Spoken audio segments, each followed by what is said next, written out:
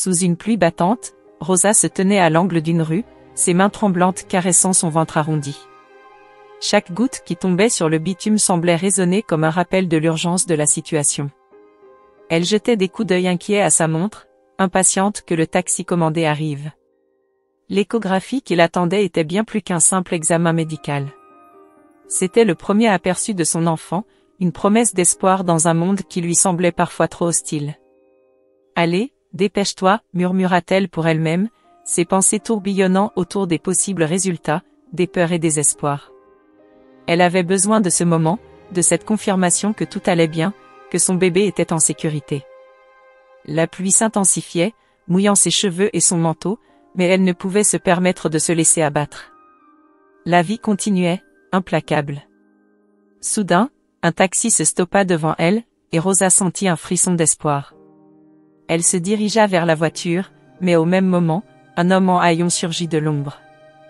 Il tenait un bébé dans ses bras, son visage marqué par la fatigue et la détresse.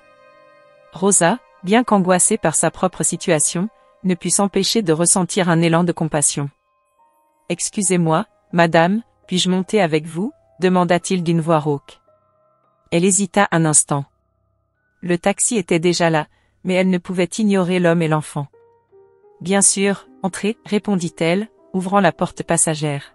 « Où allez-vous » Miguel, c'était son nom, s'installa à l'arrière, le bébé blotti contre lui. « Je cherche un refuge. »« Ma fille, elle a besoin d'un endroit sûr » avoua-t-il, sa voix chargée d'une émotion palpable. Rosa le dévisagea, ressentant un mélange de curiosité et de tristesse. « Vous ne pouvez pas rester dehors, ce n'est pas un endroit pour un enfant, dit-elle, la voix douce mais ferme. « Comment en êtes-vous arrivé là ?» Il soupira, son regard se perdant dans le vide. « C'est compliqué. J'ai tout perdu. Ma femme, elle a disparu, et depuis, je me bats pour garder ma fille en sécurité. » Les mots de Miguel résonnèrent en elle. Rosa savait ce que c'était que de perdre des choses précieuses, de se battre dans un monde qui semblait vouloir vous écraser. « Je suis désolée, » murmura-t-elle, la douleur dans sa voix trahissant son propre passé. « Je suis enceinte. J'essaie juste de m'assurer que tout ira bien. »« Vous êtes courageuse, » répondit Miguel, ses yeux s'illuminant d'une lueur d'admiration. Beaucoup de gens auraient tourné les talons. Le taxi filait à travers les rues animées, et Rosa se sentait de plus en plus connectée à cet homme. Les bruits de la ville se mêlaient aux pleurs du bébé, créant une mélodie désordonnée qui semblait raconter une histoire de lutte et d'espoir. « Quel âge a votre fille ?» demanda-t-elle finalement. « Elle a 6 mois, » répondit Miguel, un sourire triste éclairant son visage. « Elle s'appelle Sofia. Elle mérite une vie meilleure que celle que je peux lui offrir en ce moment. » Rosa lui retourna un sourire, réfléchissant à la fragilité de la vie. « Je ferai de mon mieux pour que mon enfant ait une vie meilleure aussi, » murmura-t-elle, presque pour elle-même. Le taxi s'arrêta devant un immeuble peu engageant, et Rosa réalisa qu'ils étaient arrivés à destination. Avant de sortir, elle jeta un dernier regard vers Miguel et son bébé. Une connexion inexplicable s'était établie, un fil invisible tissé entre leurs destins, et elle savait déjà que cette rencontre serait déterminante pour eux deux. « Prenez soin de vous et de Sofia, » lui lança-t-elle en sortant, le cœur lourd mais rempli d'une nouvelle détermination. Elle ignorait alors que leur histoire ne faisait que commencer. Rosa sortit du taxi, le cœur battant la chamade. L'air frais de la matinée contrastait avec la chaleur étouffante de l'habitacle. Elle jeta un dernier regard à Miguel et à son bébé, une étrange connexion se tissant entre eux en un instant fugace. Leurs regards se croisèrent, et pour un instant, le monde autour d'eux disparut. Miguel lui fit un faible sourire, mais elle pouvait voir l'inquiétude sur son visage. Elle secoua la tête, chassant cette pensée, et se dirigea vers le cabinet médical. Dans la salle d'attente, l'angoisse grandissait en elle. Les murs étaient décorés de couleurs pastel, mais rien ne pouvait apaiser l'agitation qui l'habitait. Chaque minute semblait une éternité. Elle repensa à son enfance, à ces jours sombres où elle se sentait perdue, entourée par le bruit et le chaos d'une vie qui lui échappait. « Je ne veux pas que mon enfant vive cela », murmura-t-elle pour elle-même, serrant son ventre arrondi. Ses rêves d'un avenir meilleur pour son enfant se mêlaient à ses angoisses. Quand son nom fut enfin appelé, Rosa se leva, ses jambes tremblant légèrement. Elle suivit la technicienne dans une salle où les murs étaient tapissés d'images de bébés souriants. Les appareils médicaux émettaient des bips rassurants, mais Rosa ne pouvait s'empêcher de ressentir une pression dans sa poitrine. Elle s'allongea sur la table d'examen, le gel froid sur son ventre la faisant frissonner. La technicienne commença l'échographie, et Rosa observa l'écran avec une curiosité mêlée d'appréhension. « Voilà, regardez », dit la technicienne, pointant une image floue à l'écran. Rosa se redressa légèrement, le cœur battant à tout rompre. Elle vit une petite silhouette bouger, et des larmes lui montèrent aux yeux. C'était son bébé, son enfant. « C'est magnifique », réussit-elle à murmurer, la voix tremblante. Elle pensa à Miguel et à sa petite fille, se demandant comment ils allaient survivre dans ce monde cruel. L'échographie se termina, mais l'inquiétude demeurait. En sortant du cabinet, elle se dirigea vers la sortie, son esprit encore embrumé par les images de son enfant. À peine dehors, elle aperçut Miguel assis sur un banc, le regard perdu dans le vide. Son cœur se serra à la vue de son visage marqué par l'angoisse. Elle hésita un instant, puis prit une profonde inspiration et s'approcha de lui. « Miguel » appela-t-elle doucement. Il leva les yeux, surpris. « Comment ça va ? » Je ne sais pas, répondit-il, sa voix rauque. Elle pleure encore. Je ne sais pas quoi faire. Rosa s'assit à côté de lui, observant le bébé qui, bien qu'il soit calme, avait une expression de fatigue sur son visage. « Avez-vous besoin d'aide ? » demanda-t-elle, le regard sincère. « J'essaie juste de trouver un endroit sûr pour elle. Mais, c'est difficile. » Sa voix trahissait une vulnérabilité que Rosa n'avait pas remarquée précédemment. « Je comprends. J'ai moi-même traversé des moments difficiles, » murmura-t-elle, se remémorant sa propre enfance marquée par la précarité. Elle se rendit compte que, malgré leurs différences, ils partageaient une douleur commune. « Vous avez un enfant, n'est-ce pas ? » demanda-t-il, son regard se faisant plus intense. « Oui, dans quelques mois. » Rosa posa une main protectrice sur son ventre. « Je suis content pour vous, » dit Miguel, un léger sourire illuminant son visage creusé. « Vous méritez d'avoir une belle vie. » Rosa ressentit un élan de solidarité. « Peut-être que nous pourrions nous entraider. Je sais que cela peut sembler fou, mais... » « Non, ce n'est pas fou, » l'interrompit-il, ses yeux s'illuminant. « C'est exactement ce dont j'ai besoin. » Les deux restèrent là, assis sur le banc, unis par une compréhension silencieuse de leur lutte respective. Rosa se rendit compte que, dans ce monde désenchanté, une amitié inattendue pouvait naître des épreuves. Dans cette rencontre fortuite, elle trouva non seulement une connexion, mais aussi une lueur d'espoir pour l'avenir. Rosa avait décidé de rendre visite à Miguel et à sa petite fille, qu'elle avait prénommée Sofia dans ses pensées. Elle ne savait pas trop quoi attendre de cette rencontre, mais une curiosité l'avait poussée à le faire. À chaque fois qu'elle pensait à Miguel, elle ressentait un mélange d'empathie et de détermination. Ce jour-là, elle se rendit au parc où elle l'avait aperçu la dernière fois, espérant le trouver là. En arrivant, elle aperçut Miguel assis sur un banc, sa fille blottie contre lui. Il semblait fatigué, mais son regard s'illuminait à chaque sourire que Sofia lui adressait. Rosa s'approcha doucement, un sourire aux lèvres. « Bonjour, Miguel. Je suis contente de te revoir. » Miguel leva les yeux, surpris mais heureux de voir Rosa. « Salut, Rosa. Ça fait plaisir de te voir. Comment va ton bébé ? » « Il grandit bien, merci. » « Et Sofia ? » « Elle a l'air en forme, » répondit-elle en s'asseyant à côté de lui. Sofia, d'un geste innocent, tendit les bras vers Rosa, qui ne put s'empêcher de l'enlacer. « Elle est si mignonne, » murmura-t-elle.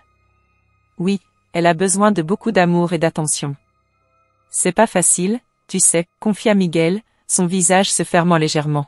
« La vie dans la rue, c'est dur. Mais je fais de mon mieux. » Rosa le regarda, touchée par sa détermination. « Je suis là pour t'aider, Miguel.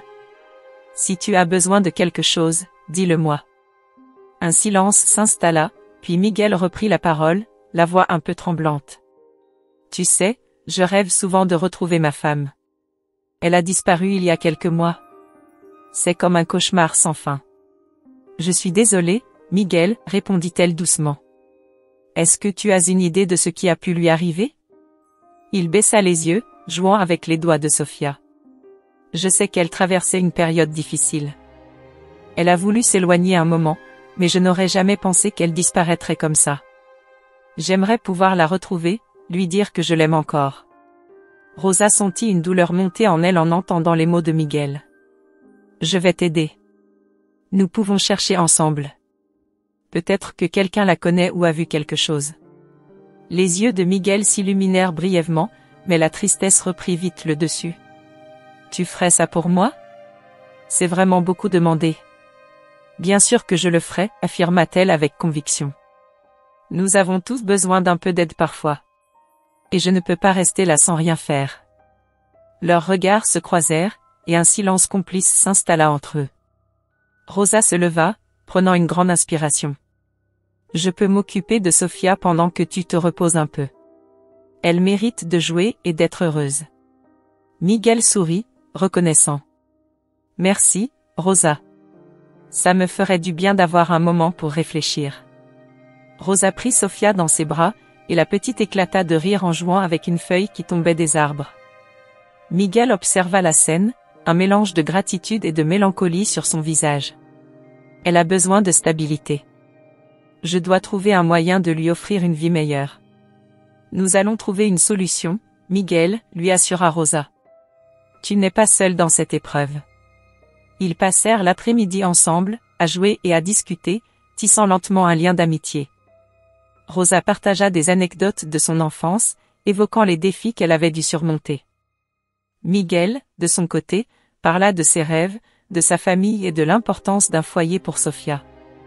Un jour, j'espère pouvoir offrir à ma fille tout ce que je n'ai pas eu, avoua Miguel, les yeux brillants d'espoir. Rosa hocha la tête, touchée par son dévouement. Et je serai là pour t'aider à réaliser ce rêve. Ce jour-là, au cœur du parc, au milieu des rires d'enfants et des murmures du vent, une amitié inattendue naissait, promettant de briser les chaînes du passé et d'ouvrir la voie vers un avenir meilleur. Rosa se tenait devant le miroir de sa modeste salle de bain, le reflet de son visage marqué par une détermination nouvelle. La lumière du matin filtrait à travers la fenêtre, illuminant son ventre rond, symbole de la vie qu'elle portait en elle. Elle avait pris une décision. Miguel, cet homme dont la vie semblait si sombre, avait besoin de son aide, et elle ne pouvait pas simplement rester là à observer son désespoir. Le souvenir de leur rencontre dans le taxi la hantait. Le bébé dans les bras de Miguel, ses pleurs résonnant encore dans son esprit, l'incitait à agir. Avec une profonde inspiration, elle sortit de chez elle. La rue était déjà animée, mais Rosa se frayait un chemin, déterminée à retrouver des informations sur la femme de Miguel. Elle se souvenait des histoires qu'il avait partagées, des souvenirs d'un amour perdu, et de la douleur qu'il ressentait chaque jour. Elle devait en savoir plus, pour lui, mais aussi pour elle-même. Elle se dirigea vers le quartier où Miguel avait dit avoir vécu avec sa femme avant que tout ne bascule. Arrivée dans un café au mur décrépit, elle prit place à une table en bois usé. Le serveur, un jeune homme aux cheveux en bataille, la regarda avec curiosité. « Que puis-je vous servir ?» demanda-t-il. « Un café, s'il vous plaît. Et, je cherche des informations sur une femme. »« Peut-être que vous pourriez m'aider ?» répondit Rosa, hésitante. Le serveur haussait les sourcils. « Ça dépend de qui il s'agit. Elle s'appelle Clara. »« Clara. » Rosa cherchait ces mots, Clara, la femme de Miguel. Le visage du serveur se ferma légèrement. « Miguel ? Je l'ai connu, oui. Clara, c'est une histoire tragique. » Il jeta un coup d'œil autour de lui avant de baisser la voix. « Elle a eu un accident, vous savez. Personne n'a jamais retrouvé son corps. » Rosa sentit son cœur se serrer. « Un accident ? Qu'est-ce qui s'est passé ? » C'est compliqué. Elle a disparu un soir, après une dispute avec lui. La police a fouillé, mais, rien, juste des rumeurs. Certains disent qu'elle était en détresse, d'autres affirment avoir vu des choses étranges. Rosa remercia le serveur et quitta le café, la tête pleine de pensées troublées. La douleur de Miguel était palpable, et maintenant elle comprenait un peu mieux ce qu'il avait traversé. Elle se dirigea vers le parc où ils avaient passé tant de temps ensemble, espérant le trouver là. En arrivant, Elle le vit, assis sur un banc, le regard perdu dans le vide. Le bébé dormait paisiblement dans une couverture qu'il avait enroulée autour de lui. Rosa s'approcha, son cœur battant à tout rompre. « Miguel, je suis de retour. » Il leva les yeux, et un léger sourire se dessina sur son visage fatigué. « Rosa, je ne m'attendais pas à te voir ici. J'ai commencé à enquêter sur Clara. J'ai parlé à quelqu'un qui la connaissait. » Sa voix tremblait légèrement alors qu'elle révélait ce qu'elle avait découvert. Elle a eu un accident, mais on n'a jamais retrouvé son corps. Le visage de Miguel blêmit. « Un accident ?» murmura-t-il, ses yeux s'embrumant de larmes. « Je n'arrive pas à croire que... » « Je suis désolé, Miguel. Je veux t'aider à retrouver des réponses. » Rosa s'assit à côté de lui, serrant doucement la main de Miguel. « Nous allons faire cela ensemble. » Il hocha la tête, le regard toujours tourné vers le sol. « J'ai l'impression que tout cela est ma faute. Si j'avais pu... » Sa voix se brisa. « Ne pense pas comme ça. Personne ne sait ce qui s'est vraiment passé ce soir-là. » Rosa se redressa, déterminée. « Nous allons parler aux gens. Trouver des indices. Tu n'es pas seule dans cette lutte. » Miguel tourna son regard vers elle, une lueur d'espoir dans ses yeux. « Merci, Rosa. Je ne sais pas ce que je ferais sans toi. » Elle sourit, mais à l'intérieur, elle était accablée par la gravité de la situation. Comment pouvait-elle l'aider tout en affrontant son propre avenir incertain en tant que mère célibataire? La douleur de Miguel était maintenant la sienne, et elle savait que chaque pas qu'elle prenait pour l'aider les rapprochait de vérités difficiles. Dans ce moment de silence partagé, ils réalisèrent que leur destin était désormais entrelacé, unis par la souffrance et l'espoir de retrouver ce qu'ils avaient perdu. Rosa se tenait au milieu du parc, entourée de visages familiers et d'inconnus, tous unis par une cause commune. La collecte de fonds qu'elle avait organisée pour Miguel prenait forme, et l'atmosphère était empreinte d'un mélange d'espoir et de solidarité. Les tables étaient garnies de gâteaux faits maison, de boissons et de petits objets à vendre, chacun contribuant à la quête d'un logement pour Miguel et sa fille. Elle observa les bénévoles s'affairer, le cœur battant d'anticipation. « Rosa, tout est prêt » s'écria Carla, une amie qui l'aidait à coordonner l'événement. « Les gens commencent à arriver. » « Merci, Carla. C'est incroyable de voir tant de monde ici pour nous soutenir. » Rosa répondit avec un sourire nerveux. Alors qu'elle se déplaçait parmi la foule, elle chercha des yeux Miguel. Elle savait combien cet événement signifiait pour lui, mais elle ne l'avait pas encore vu. Soudain, une voix familière se fit entendre. Miguel, sur scène, tenait un micro à la main. Il avait l'air nerveux mais déterminé. Ses yeux brillaient d'une intensité qu'elle ne lui connaissait pas. « Bonjour à tous » commença-t-il, sa voix résonnant dans le silence. « Je suis Miguel, et je suis ici pour vous parler de ma vie, de ma fille, et de l'espoir qui m'anime. » Rosa se mit à l'écouter attentivement, le cœur serré. Elle pouvait sentir la tension dans l'air alors que les gens se penchaient en avant, accrochés à chaque mot. « Je ne suis pas ici pour vous demander de l'argent » poursuivit-il, sa voix tremblante mais pleine d'émotion. « Je suis ici pour partager mon histoire, pour vous montrer que derrière chaque sourire, il y a une lutte. » Les mots de Miguel étaient chargés de douleur et de résilience. Il parla de sa vie dans la rue, de ses jours passés à chercher un abri et de ses nuits blanches à se soucier de sa fille. Rosa pouvait voir les visages des gens se transformer, des larmes commençant à perler au coin des yeux. L'impact de ses paroles était palpable. « Ma fille, elle mérite un foyer, » dit-il, la voix brisée. « Elle mérite plus que ce que je peux lui offrir. Mais je ne peux pas le faire seule. J'ai besoin de vous. » Rosa sentit une vague d'émotion l'envahir. Elle était fière de lui, de sa force et de son courage. Lorsque Miguel termina son discours, une salve d'applaudissements éclata, et les gens se levèrent pour l'encourager. Ses yeux cherchèrent ceux de Rosa dans la foule, et elle lui fit un signe d'encouragement. Leur regard se croisa, et elle sut qu'ils étaient unis dans cette lutte.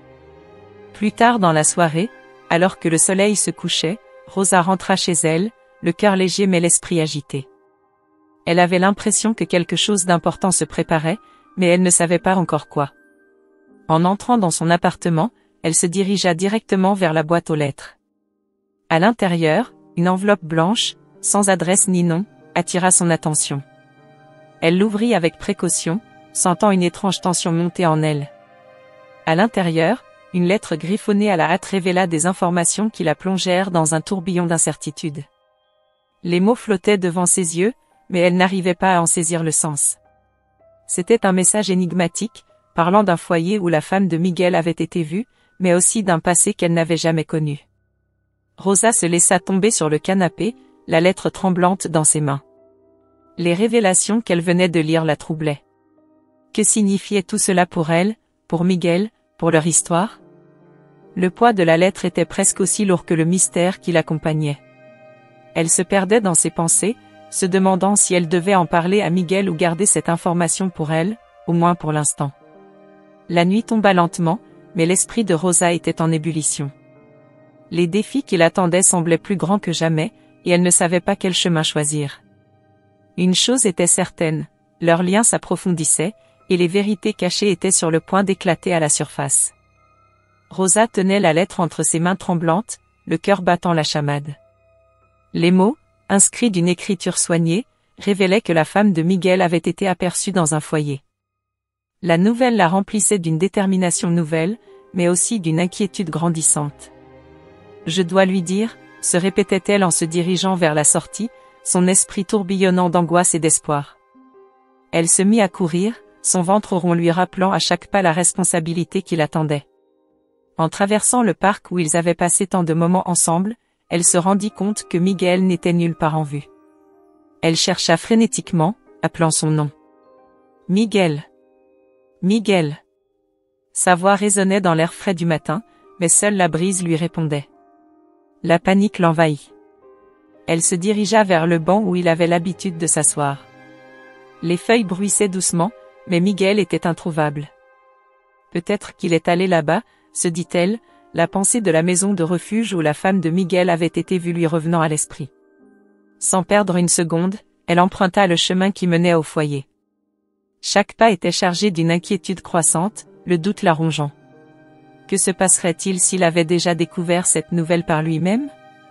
Qu'est-ce qu'il attendait dans ce lieu où tant de destins se croisaient?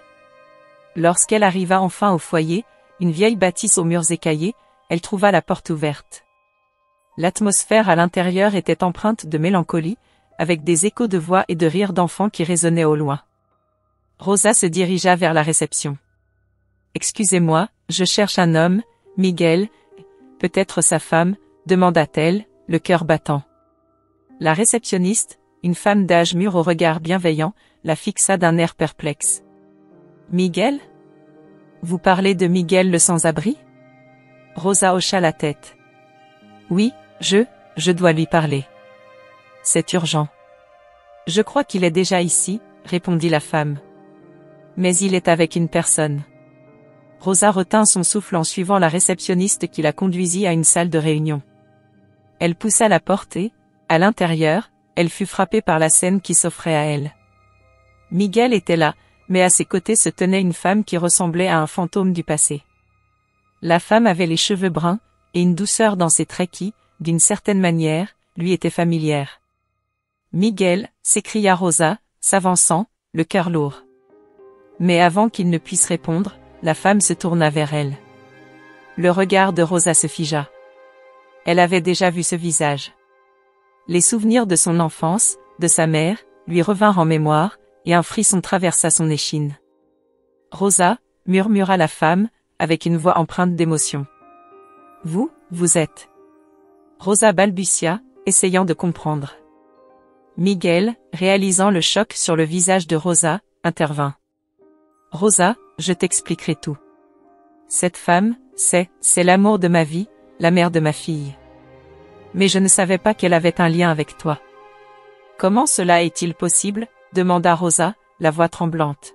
« Je ne savais même pas que ma mère... »« Ta mère et moi étions fiancés, » avoua Miguel, son regard chargé de tristesse. « Nous avons perdu le contact après un terrible accident. Je suis partie, je ne savais pas ce qu'il était advenu d'elle. » Les émotions se mêlaient dans l'air, et Rosa se sentit tiraillée entre l'incompréhension et l'empathie. « Alors, vous êtes comme un père pour moi ?»« Non, Rosa, Je ne suis pas ton père. Mais nos vies sont liées d'une manière que je n'aurais jamais pu imaginer, répondit Miguel, le regard rempli de regret. Rosa, le cœur lourd mais déterminé, réalisa que malgré les épreuves, quelque chose de beau pouvait émerger de cette rencontre inattendue. Les destins se croisaient, et elle n'était plus seule dans ce combat pour l'avenir. Si vous avez suivi jusqu'ici, abonnez-vous à la chaîne pour plus d'histoires émouvantes et captivantes comme celle-ci.